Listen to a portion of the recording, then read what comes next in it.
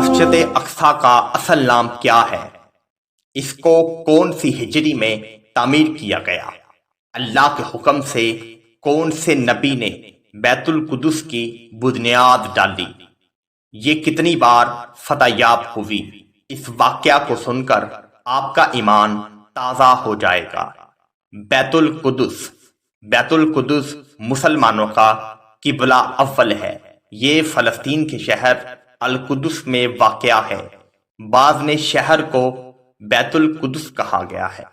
بیت القدس کی وجہ تسمیہ بیان کرتے ہوئے حکیم الامت مفتی احمد یار خان نعیمی لکھتے ہیں، چونکہ اس زمین میں انبیاء علیہ السلام کے مزارات بہت ہیں، اسی لیے اسے قدس کہا جاتا ہے۔ یہ انبیاء اور صلحاء نیک لوگوں کا مرکز رہا ہے۔ حضرت سیدنا سلیمان علیہ السلام کا مزار بھی یہاں ہے، اور عالم اسلام کی مشہور و معروف مسجد اقصی بھی اس شہر میں واقع ہے۔ سنگ بنیاد سے تکمیل تک کعبہ معظمہ کی بنیاد ڈالنے کے 40 سال کے بعد حضرت سیدنا آدم علیہ السلام یا ان کی اولاد میں سے کسی نے اس کی بنیاد ڈالی۔ مسجد اقصی وہ جگہ ہے جہاں ہمارے آقا صلی اللہ علیہ وآلہ وسلم نے معراج کی رات امامت کروائی۔ آپ کے پیچھے تمام انبیاء علیہ السلام اور نبیوں نے نماز ادا کی۔ حضرت سیدنا ابن عباس رضی اللہ تعالی عنہ سے مروی ہے کہ جس وقت نبی کریم صلی اللہ علیہ وآلہ وسلم مسجد اقصی میں داخل ہوئے تو آپ صلی اللہ علیہ وآلہ وسلم کھڑے ہو کر نماز ادا کرنے لگے۔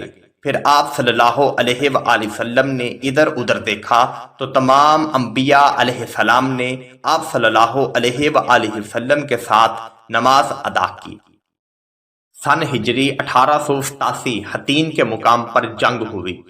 30,000 عیسائی ہلاک ہوئے اور اتنے ہی یرغمال بنا لیے گئے۔ جس نے حضور کی گستاخی کی اس کا نام رینالڈ تھا۔ جب مسلمانوں نے مسجد اقصی کو فتح کیا تو وہ لعنتی سامنے آیا۔ صلاح الدین ایوبی کی آنکھوں میں خون دوڑنے لگا۔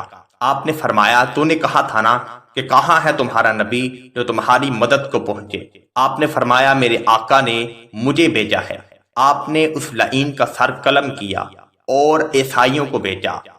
آپ لوگوں کو کھلی معافی ہے، مگر جو میرے نبی کا گستاخ ہوگا صلاح الدین ایوبی اس کا یہی حال کرے گا۔